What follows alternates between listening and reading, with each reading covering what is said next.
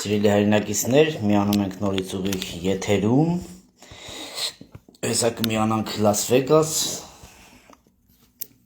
տեսնելու ինչա կատարում այս պահին, մեկ րոպե, այս պահին հասկանանք ինչա կատարվում Լաս Վեգասում, հայրենակիցներ, միանում ենք նորից ուղիղ եթերում, մեր հայրենակիցի հետ, Սևակ աղբեր, ես եթերում եմ, դու կարող ես միանալ, եղբայր չեն։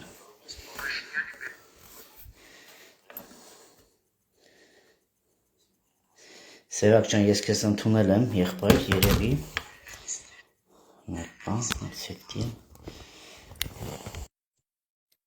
Այս Facebook մեր ձեռը գժվել է։ Սենց բան երևի աշխարհում մեկ չկա, մենակ հայերի Facebook-ն այս օրենքը երևի։ Սրանց խայտարակ վիճակը։ Եղբայր։ Սևակ ջան։ Այո։ Եղբայրս ինչ նորություն կա։ Ինչա կատարվում այս պահին։ Սպասելիքները դրական են, որ սպասում ենք, որ դրական կլսենք, բայց դատավարությունը դեռ շարունակվում է, չի ավարտվել դատավարությունը։ Դեռ դատարանի շենքի առջև ենք, հավաքված ենք, ամեն րոպե մարդկային հոսքը չի դադարում, բոլորը գալիս են, տարբեր նահանգներից մեր սիրելի հայրենակիցները հավաքվում են։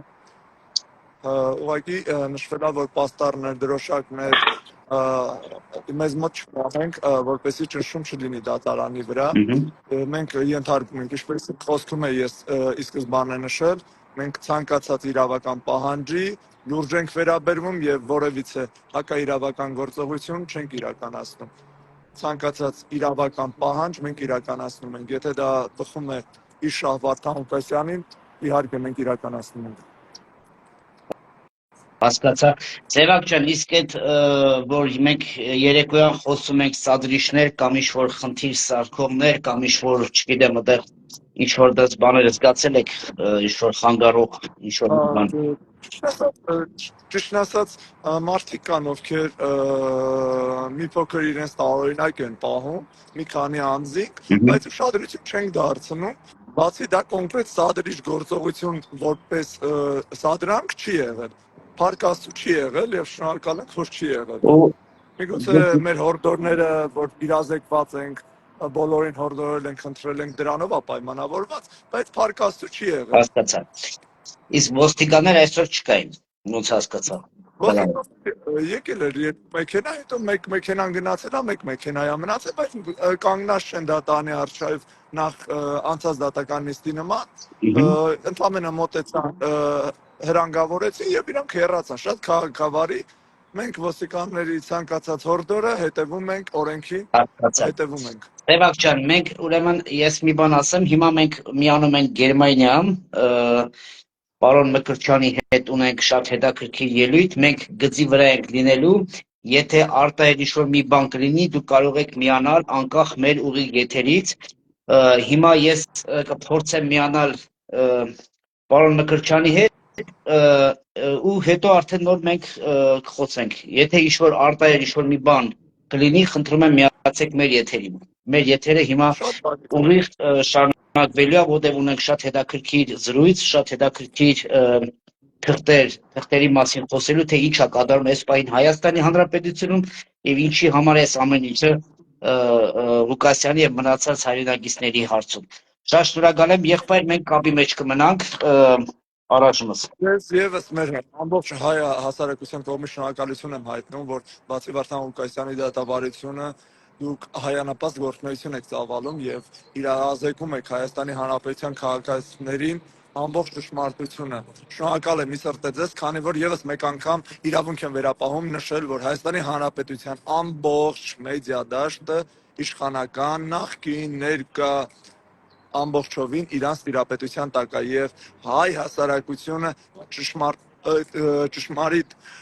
ճիշտ ինֆորմացիա երբևիցե չի ստանում, ուղղակի մատուցվում է այն, ինչը հաճելի է իշխանությանը։ Դրա համար Շնորհակալություն։ մենք փորձում ենք մեր հայրենակիցներին հասանելի դարձնենք այս պահին եւ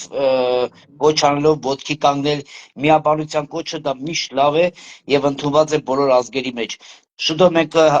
կհանդիպենք էլի ուղիղ եթերում, Սևակ ջան։ Հիմա ես քեզ եթերից դուրս հանեմ, միանանք պարոն Մկրտչյանի հետ։ Շատ բարի։ Լավ։ Շնորհակալություն։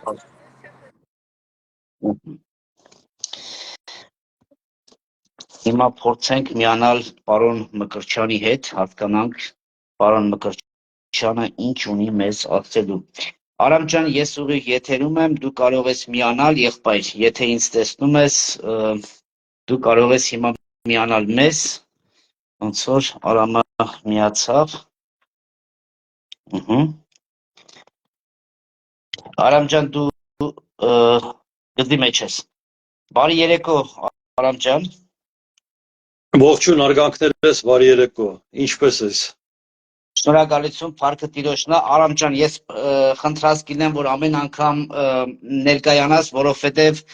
մենակ հենց այս մեկ ժամվա մեջ ես ունեմ 500 նոր մեր հայրենակիցներից, որ հիմա կարողա չճանաչեն ով է Արամ Մկրտչյանը, դրա համար խնդրում եմ մի կարճ ներկայացի եւ հասկանանք ինչ է այսօր կատարվում։ Լավ, սիրով նորից ներկայանամ Մկրտչյան Արամ, ապրում գործում աշխատում եմ Գերմանիայում, քաղաքական հասարակական գործիչ, Արևմտյան Հայաստանի վտարանդի կառավարության հիմնադիր գործող վարչապետ, համայնքական սենատի համակարգող հիմնադիր։ Սա որպես տեղեկություն մեր ունկնդիրների համար, ողջունում եմ բոլորին, ես լսում եմ քո հարցերին, խնդրեմ։ Շնորհակալություն, Արամ ջան, ես ուզում եմ այսպես սկսել, մենք լսել ենք մեր երկրի վարչապետից այս խոսքերը, մենք ունենք դաժե այդ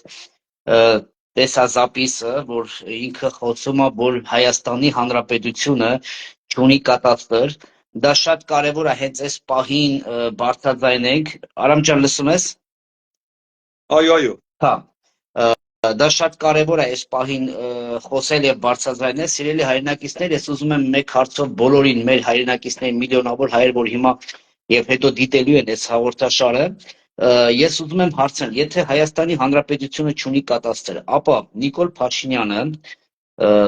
որ երկրի վարչապետն է։ Նախ սրանից սկսենք, Արամ ջան, շատ կարևոր հարց։ Ես նույնը որպես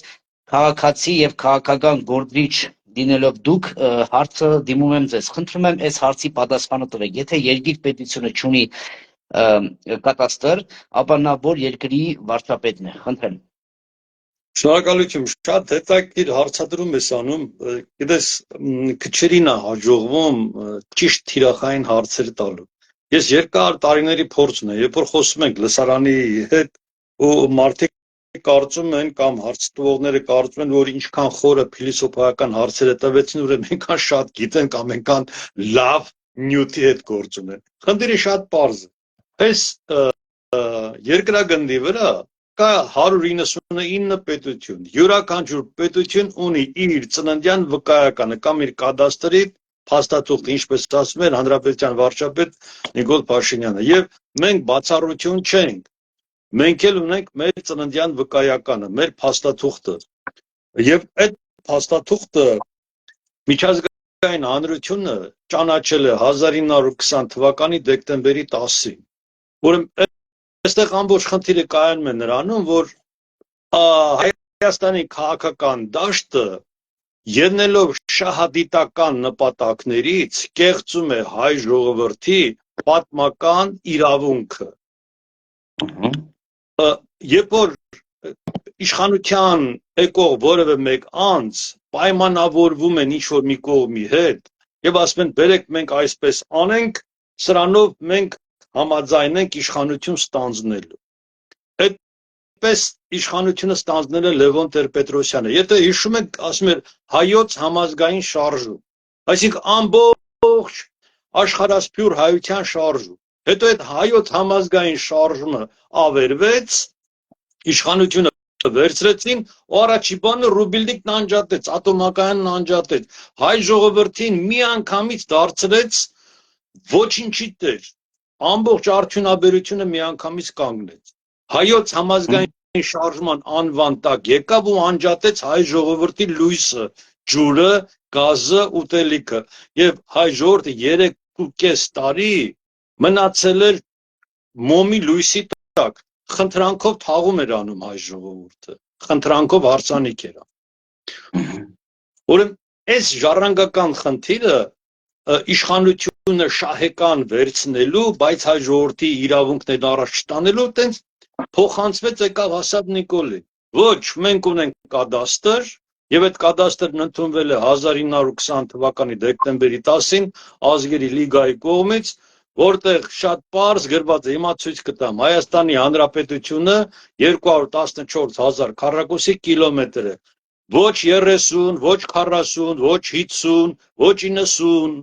այլ 214,000, ոչ իմ պապին են հարցրել, ոչ էլ քու պապին են հարցրել։ Եվ նշել են Արամ, մեկ հարց նորից շարունակեք, դուք գիտեք ինչ պատասխանատու հարց եք բարձրացնում այսօր, ասելով, որ մեր սահմանները 214,000 կիլոմետր են, ճիշտ եմ հասկանում։ 214,000 քառակուսի կիլոմետր, քառակուսի կիլոմետր, լավ։ Հիմա հարցս, որպես Հայաստանի քաղաքացի ինձ հետաքրքրում է, եւ քանի որ դուք այդ գրքի եւ քարտեզների հեղինակն եք եւ ոչ թե քարտեզների, այլ գրքի հեղինակը, որ իրականացրել եք այդ քարտեզները գրքի մեջ, հիմա դուք կարող եք դա ասել, որ դա լեգիտիմ ճանաչված աշխարհով, դուք ասեցիք, եթե չեմ սխալվում, քանի երկիր կա, երկրների 199 պետություն կա այսօր աշխարհում։ Կներես ձենդ կտրվեց նորից 199 պետություն կա աշխարհում։ 199 պետության է։ Կարող ենք մենք ապացուցենք, որ Արամ Մկրտչյանը խոսում է լեգիտիմ երկրի քաղաքացի լինելով 214,000 քառակուսի կիլոմետրից։ Խնդրեմ։ Այո, հիմա ես ցույց կտամ փաստաթուղթը, սկզբից ցույց տամ գիրքը եւս մեկ անգամ թող նայեն։ Սա առաջի հանրապետության փաստաթղթերի ժողովածուն է։ Այս փաստաթուղթը ժողովածուն կազմվել է նորից ասեմ շնորհակալություն Աշոտ Մելքոնյանին, Հայաստանի Գիտությունների Ակադեմիայի Պատմության ինստիտուտի տնօրենին եւ բոլոր այն ակադեմիկներին, ովքեր համաձայնվեցին համագործակցելու այս գիրքը հրատարակելու համար։ 6 ակադեմիկներ հոդվածով հանդես են եկել գրքի մեջ, նրանց հոդվածները կա եւ փաստերի լուսապատճեններն են, օրիգինալների։ Հրատարակվել է սա առաջի անգամ։ Մինչև սա այս փաստաթղթերը որևէ մեկ անգամ չեն հրապարակվել պաշտոնապես։ Ուրեմն մենք արել։ Որտեղ են այս փաստաթղթերը հիմա գտնվում, օրինական։ Փաստաթղթերը գտնվում են Միացյալ Ազգերի կազմակերպության Ժնևի գրասենյակի Ազգերի լիգայի արխիվում։ Լավ, մեկ հարց տամ, շատ հետաքրքիր մեկ հարց տամ։ Փաշինյանը ասեց, որ 30 տարի մենք չենք ունեցել կատաստր։ 30 տարից ենկում ինչ ենք ունեցել։ Ես չեմ կարող էլ հասկանամ, ես ինչ ֆոկուս են անում, եղբայր։ Ինչ է նշանակում 30, լավ 31 տարի առաջ ինչ ենք ունեցել։ Ես ինչ է լղոզում։ Խնդրում եմ։ Խնդիրը ինչքան որ ես հասկանում եմ, երբ որ ինքը վերցրել է իշխանություն, ինքն ունեցել է որոշակի պայմանավորվածություններ։ Եվ այդ պայմանավորվածությունների շրջանակում ինքը գործունեություն պետք է իրականացնի։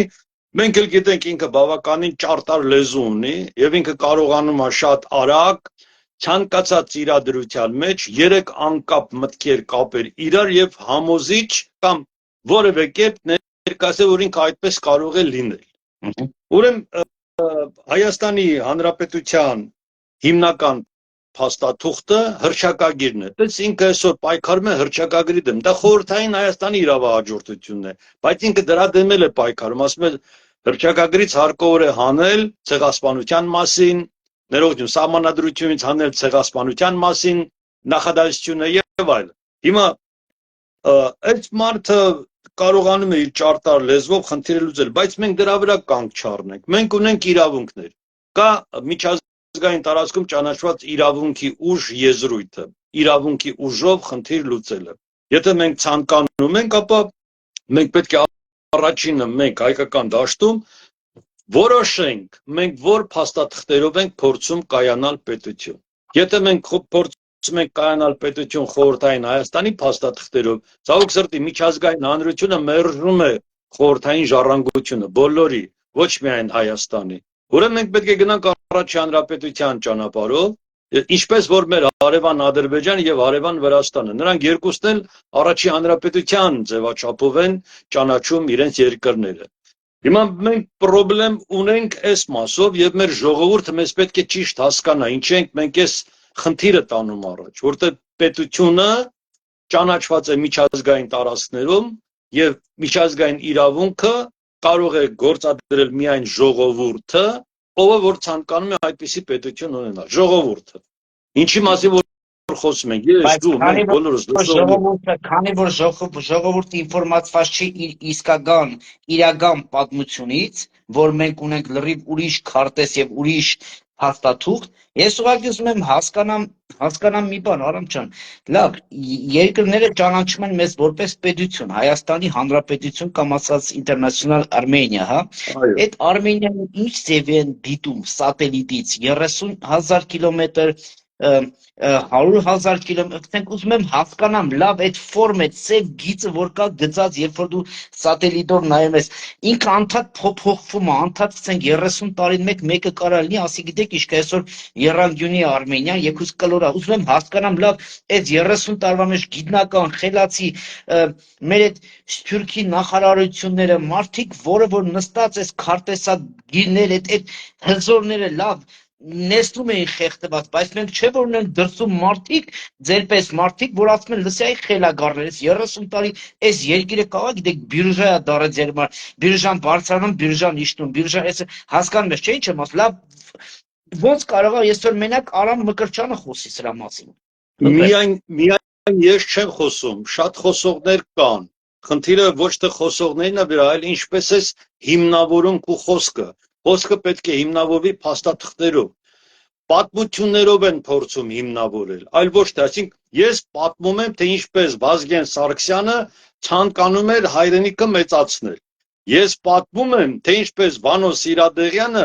պայքարում էր ինչ-որ մարդկանց դեմ զենքով։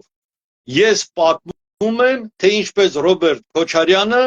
գործողություններ էր անում, բայց մենք իրավական փաստաթղթեր չենք բերում։ Որևէ մեկը չի բերել իրավական փաստաթղթերը, դաշտ եւ ասել հարգելիներս 1900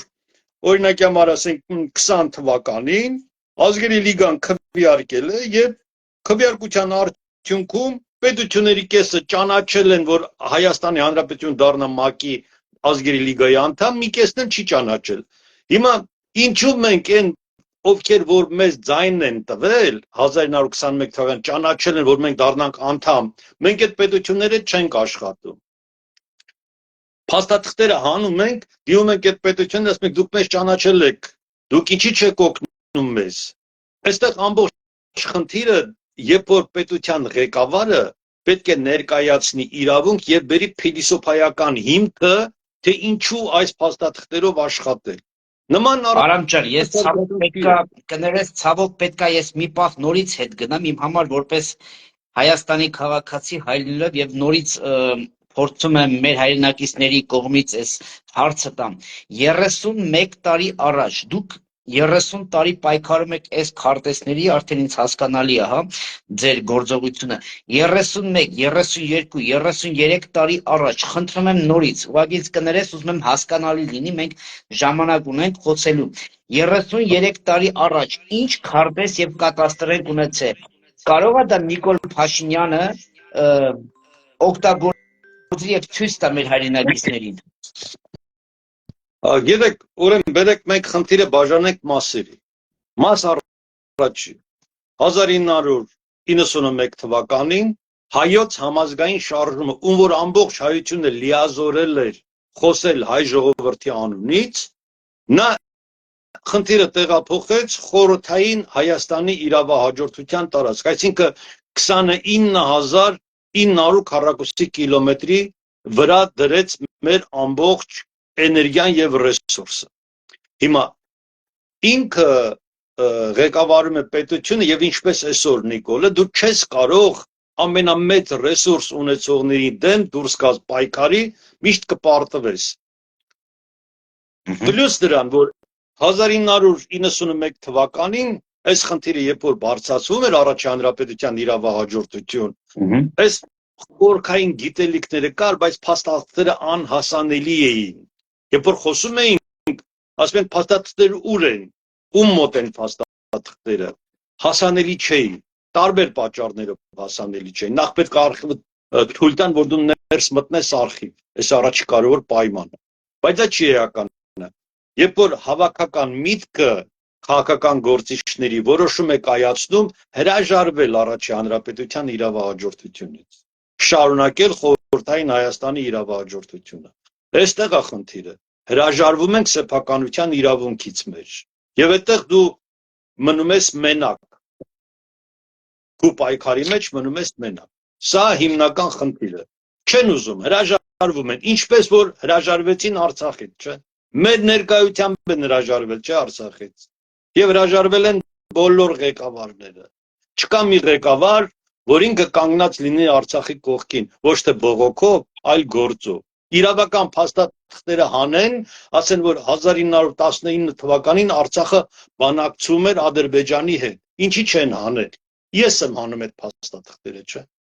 այսպես է խնդիրը իմ պատկերացումները այսպիսին են համեցեք Հասկացա Կարճ նորից հետ գնանք քանի որ երկրի վարչապետը նորից եմ ասում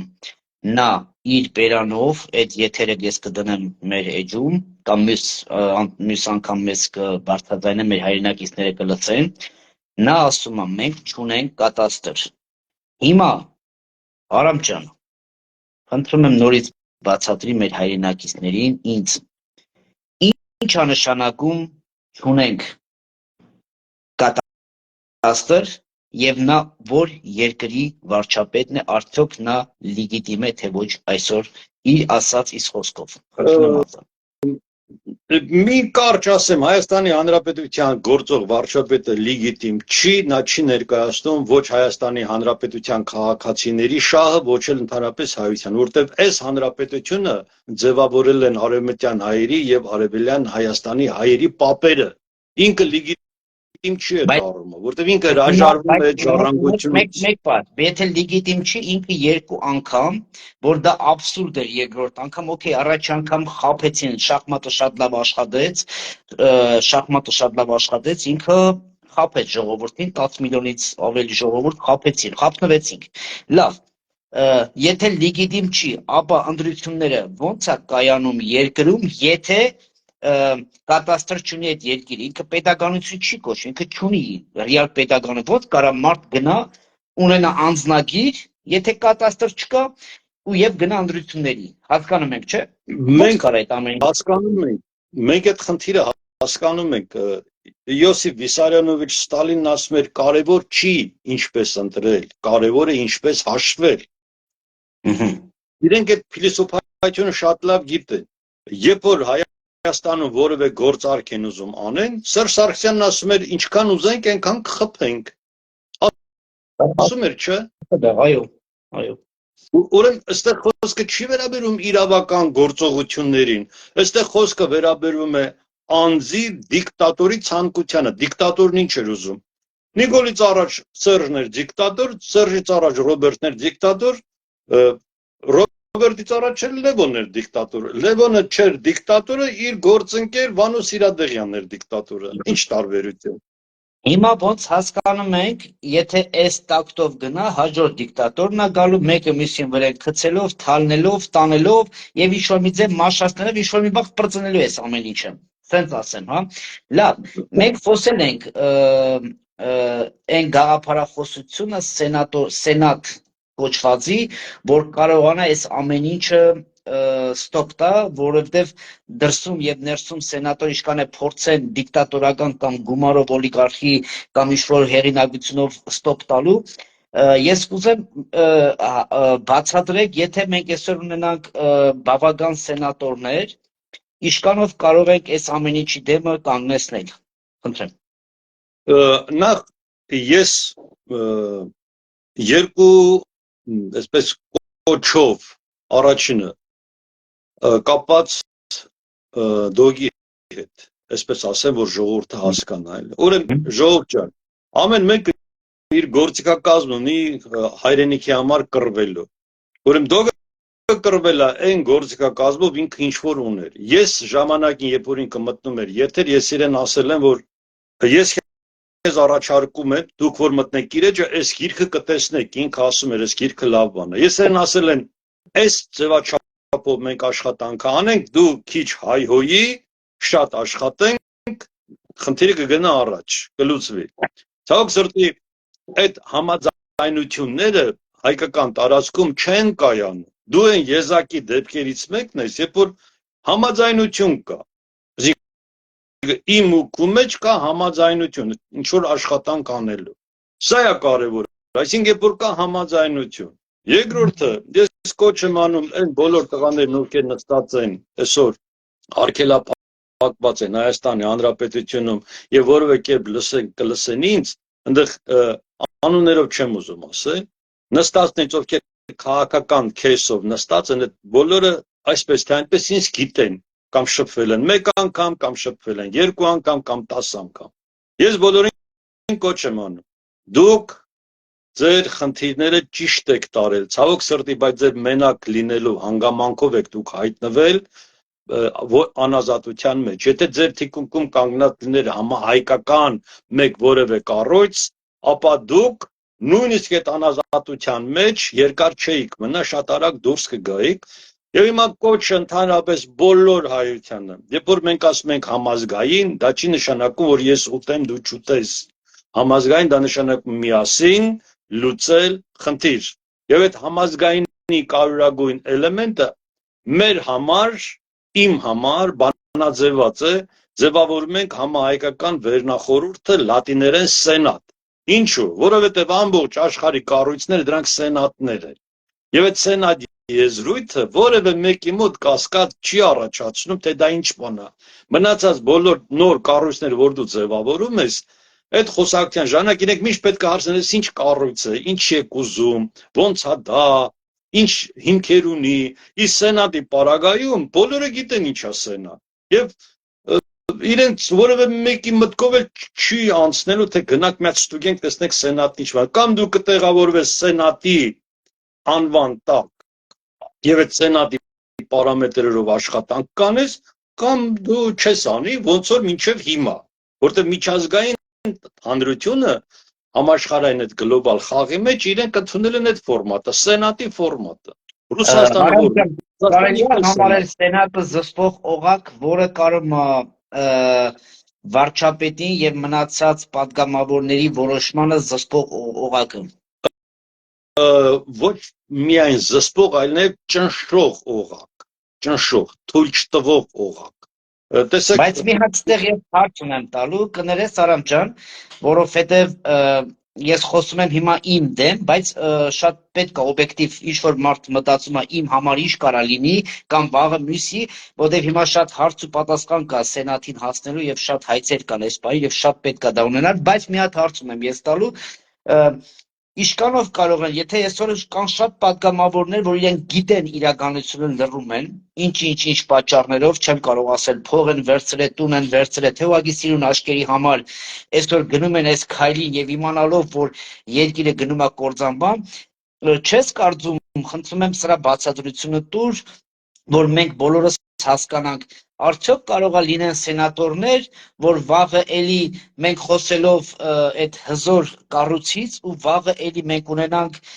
մարդիկ, որը սիրուն աչքերի համար, չգիտեմ, Mercedes Yashiki համար կամ ինչի դիմաց լռեն եւ նույնը կատարվի։ Ինչ ձևի է աշխատում սենատը եւ ինչքանով է տարբերում падգամավորներից եւ մնացած մինիստրներից։ Խնդրում եմ, եթե բացատրի։ Խնդիրը հետևյալն է, երբ որ մենք ասում ենք սենատի ձևավորման մասին, դրա համար ասեցի, կա աշխարհում ընդունված այդ օրակարգը սենատն ինչպես է աշխատում։ Մեր սենատորները նույն սկզբունքով պետք է աշխատեն։ Հիմա ես չեմ ուզում, որ երկար ժամանակ խլեմ մեր ունկնդիրից, պարզապես ասեմ հետևյալը. սենատորը ինքը ներկայացնում է ընդամենը երկու կարևոր իրավունք ուժի իրավունքի դեմ բարձրացնում է իրավունքի ուժը այսինքն Հայաստանի Հանրապետության տարածքային իրավունքները 214,000 քառակուսի կիլոմետր են յուրաքանչյուր սենատոր ինքը պետք է երթվի դրա համար որ ինքը պայքարում է Հայաստանը 214,000 քառակուսի կիլոմետր կենսագործելու համար սա իր երթումն է հիմա ինքը ինչքան կկարողանա դա կենսագործել դե մարդա չէ մեկը շատ մեկը քիչ բայց կարևորը որ սենատի ներսում բոլորը մտնում են եւ ընտրվում են այդ նույն տրամաբանությամբ նույն երթումով հանուն Հայաստանի Հանրապետության որի տարածքները ճանաչված են 214,000 քառակուսի կիլոմետր հասկանալի է Արամ ջան վերջի խոսքը եթե մենք այսօր բարձրացնում ենք 214,000 կիլոմետրի մասին արդյոք մենք այսօր պարոն Փաշինյանին green card չենք տալու աշխարհին ցույց տալու որ տեսեք կան մարդիկ 214 են բայց ես համաձայնվում եմ 29,000-ով տեսեք ես ուզում եմ խաղաղությամբ բայց ինչ որ Արամ Մկրտչյան կա որ թղթեր ունի ու ինքը սրանով փորձի տանի պատերազմի վաղը այս ամեն ինչ ասելով որ գիտեք այս թղթերը որ կային սրանք լեգիտիմ չեն եւ սրանով փորձի green card շահելով փորձի Ադրբեջանին կանաչ լույս տալով Սյունիքը վերցնելու այսպեսի թեմաներով կամ այս իրականությամբ մենք խոսում ենք իրականությունից այո մեր պապերը մեր պապերը պատմել են ասել են մենք ունենք 350,000 օրինական փախստական սանես չի որ Արամ Մկրտչյանը խոսում է ինչ որ երազից սա իրականությունը դեռ դու քիչ ես խոսում ավելի շատ պետք է խոսենք բայց կարող եմ նա սա օգտագործի թե ինչ ձև կարող ենք էսի հասկացնել որ դու չես կարող սա օգտագործել շատ կարևոր է որ մենակ ասենք եւ անջատենք դա իրանց ոնց որ կանաչ լույս տան խնդրեմ դու շատ հետաքրքիր ես խնդիրը ներկայացնում ասեմ հետեւյալի մասին Ադրբեջանը ներկայանում է որպես իրենց առաջի հանրապետության իրավահաջորդ ինքը արդեն 1918 տարածքում է կռվում մեր դեմ Թուրքիան մեր դեմ կռվում է 1924 թվականով ինքը մեր հետ 1991 թվականով չի ուրեմն մեր երկու հակառակորդները Ադրբեջանը մեր հետ կռվում է 1919 թվականով 18 թվականով իրենց պետության սահմանադրական ակտում նշել են իրենց առաջի Ադրբեջանի հանրապետության իրավահաջորդն սա փաստն է Թուրքիան մեր հետ կռվում է կամ մեր դեմ կռվում է 1923 թվականի վերջով Լոզանի կոնֆերանսով սա էլ ինքն է բերեշրջանառության մեջ Վրաստանը դուրս է եկել Կարսի պայմանագրից, որը ստորագրվել էր 1921 թվականին։ Իրենք մեր հարևանները, նաև Իրանը, մեր հետ, Ռուսաստանի, Թուրքիայի հետ խոսում է 1919-20 թվականների փաստաթղթերով։ Ամբողջությամբ միակ պետությունը մենք ենք, որ մենք այդ ամբողջը դնում ենք մի կողմ, ասում ենք, բերեք մեզ հանգարտ չվնասեն, այ մարդ մեզ ասում են 29,000 համաձայնում են 29-ի, 26 կասեն համաձայնեն 26-ին, նման խնդիր դրված չի, մեզ ուզում են վերջնականապես ոչ թե ոչնչացնել, այլ ասեն դուք պետության ունենալու իրավունք չունեք, որտեղ դուք չեք գիտակցում, թե ինչ փաստաթղթերի տեր եք, այսինքն դուք ձեր կադաստրը չեք դնում շրջանառության մեջ, դուք մերժում եք, դուք ինքներդ եք հրաժարվում եւ դիվանագիտական տարածքում դա հետեւյալն է, եթե ես չեմ ընդունում իմ իրավունքը, ապա ես իրավունք չունեմ, հետեւաբար իմ կողքից կգան այն ինչ որ պետքա տանելու կտանեն, առանց ինձ հարցնեն, որտեղ ես համաձայն չեմ ունենալու այն ինչ որ իրենք ուզում են տանեն ինձանից, ինձ համար մեկ է։ Եվ Նիկոլ Փաշինյանը այստեղ ոչ մի բան չունի, բոնուս չունի, որ ասի, գիտեք, իրենք ուզում են հակառակը, վերջի-վերջո արևմուտքը կամ հարևանները, թուրքերը, ռուսները, ադրբեջանցիները վերջ-վերջո այնտեղ մեկը կա, որ գլխի է, թե մենք ինչ ենք ուզում անենք։ Նիկոլ Փաշինյանը համաձայնվում է դա, բայց մենք չենք կարողանում վերցնենք, որովհետև կա մեկը, որ համաձայն չի դրա հետ, ասում անգերներ, դուք էս ինչ եք ուզում անեք։ Դուք մեր տարածքի մեջ եք։ Սիրելի հայրենակիցներ, շատ շնորհակալություն Արամ ջան։ Մենք փորձելու ենք շաբաթական մի քանի անգամ բացահայտելով, մյուս անգամ ավելի շատ հետաքրքիր Արամ ջան բացահայտենք եւ որ մեր երկրի հայրենակիցների եւ Սփյուռքում մեր ապրող հայրենակիցներին հասկանալի լինի, մենք բոլորս իմ կոչն է, սիրելի հայրենակիցներ, ձեր տունն է, ձեր պապերի պատմությունն է, մեր պապերի պատմությունն է, իրականությունն է, լռել։ Գիտեք, ես այն ժամանակ Արամի հետ համաձայն չէի լինի, երբ որ խոսար մի բանից, ոնց որ ասեր, գցենք, մենք ապրելով Հայաստանում ասեր Չինաստանի, ես ինչ չգիտեմ, ինչ որ մի կղզի դա մերն է, դա ես չէի ընդունի եւ չէի մտնի այս եթերը, բայց երբ որ ես գիտեմ իմ պապերը որտեղից են, եւ դուք գիտեք ձեր պապերը եւ ունենալով 1.5 միլիոն, մի քանի օրվա մեջ զոհ եւ 1000 կիլոմետրներ տարածքներ վերցնելով մեր եկեղեցիները, մեր քայլող վկաներն են եւ նրանք փորձում են քայլել մեր եկեղեցիների վրով։ Ես այս մի քանի օր տեսա, որ Շուշի քաղաքի մեր եկեղեցին ոնց են քանդում, կգա 100 տարի հետո կասեք, գիտես քաշ, այս եկեղեցին որ կար, էսի հետ չէր, ու այսօր փորձում են մեզ բնաջնջել եւ մենք ասելով, որ մենք հայ ենք։ Գիտեք ինչ են մեզ ջարդում եւ փոշի ասում, որտեղ Գևը մենակ Ավստրիայում է, Արամը Գերմանիայում է, Վարդան Ղուկասյանը մենակ Ամերիկայում է, հենց սա է մեր խնդիրը, որ մենք չենք միաբանվում, ոչ թե ինչ-որ պարտայի, ինչ-որ կարմիր կապուտ կանաչ գույնի, ինչ-որ չգիտեմ ինչի կողքը, ոչ, լինելով հայ, պահանջատերը, դա մենակ իմ Հայաստանը չի, դա մենակ իմ պապերի հողը չի, դա մենակ իմ պատմությունը չի, ձեր բոլորի միլիոնավոր հայերի պատմությունն է, որ այսօր մենք փորձում ենք խոսել եւ փորձում են մեզ անհատական լռեցնել, ոնց որ հենց հիմա այս պահին փորձում են Վարդան Ղուկասյանին կամ մնացած եղբայրներին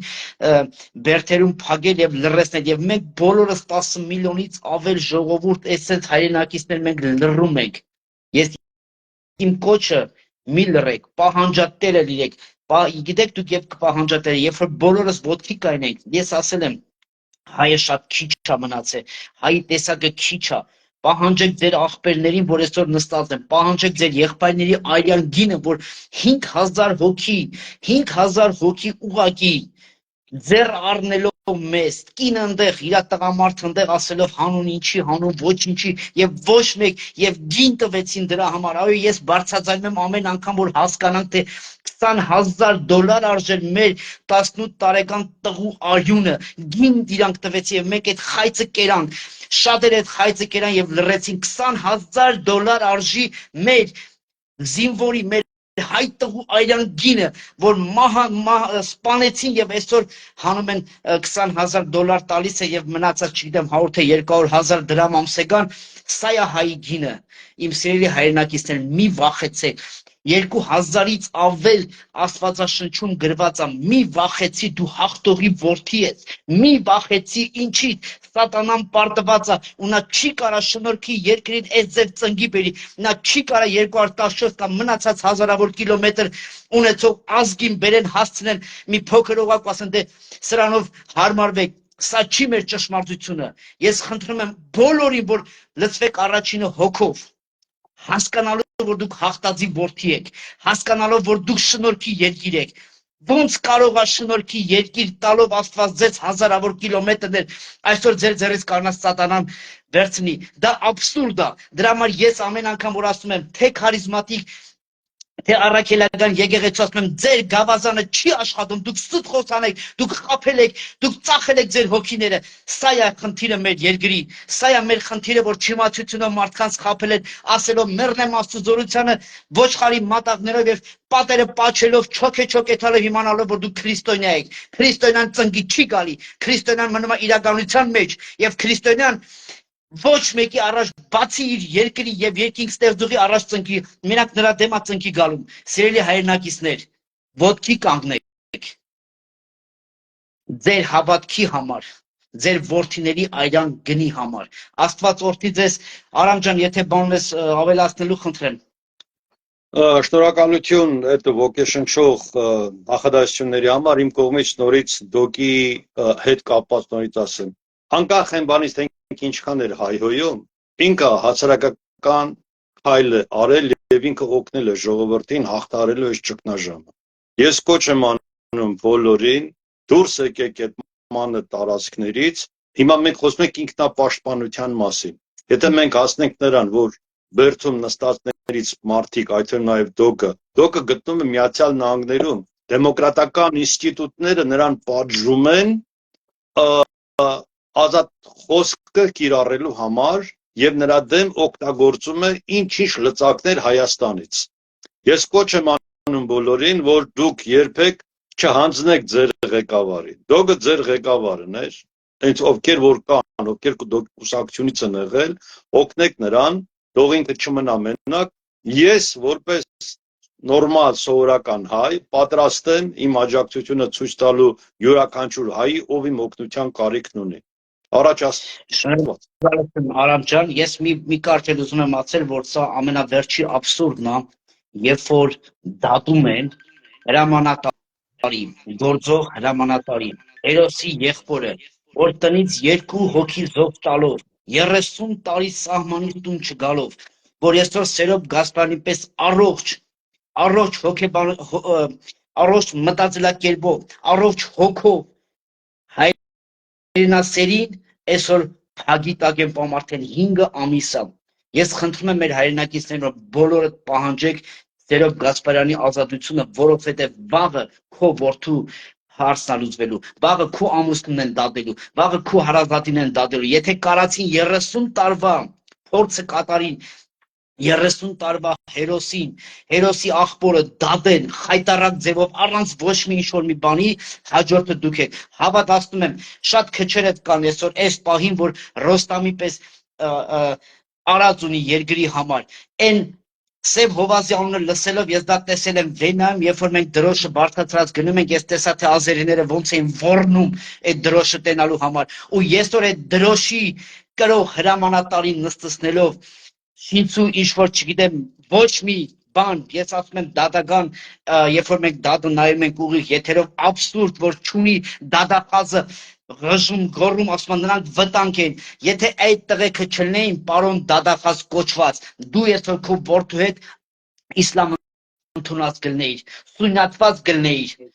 երևի դա էր ձեր ուզածը, որ այսօր դուք հերոս եք դատում, մարդիկ իրանց մարդասպաններին բերում սարքում են հերոս, դուք ձեր հերոսներին եք դադում, սա է աբսուրդ իմ հայ ժողովուրդ, որ դուք այս ամենը չտենում եք, մենակ եթերներով նստում, լսում, հետո անջատում եք, դուք ունեք նույն հեռախոսը, դուք ունեք նույն ինտերնետը, խոսացեք եւ պահանջեք եւ դուս արեք, սա միայն իմ հերոսը չի, սա այդ հերոսները այսիմ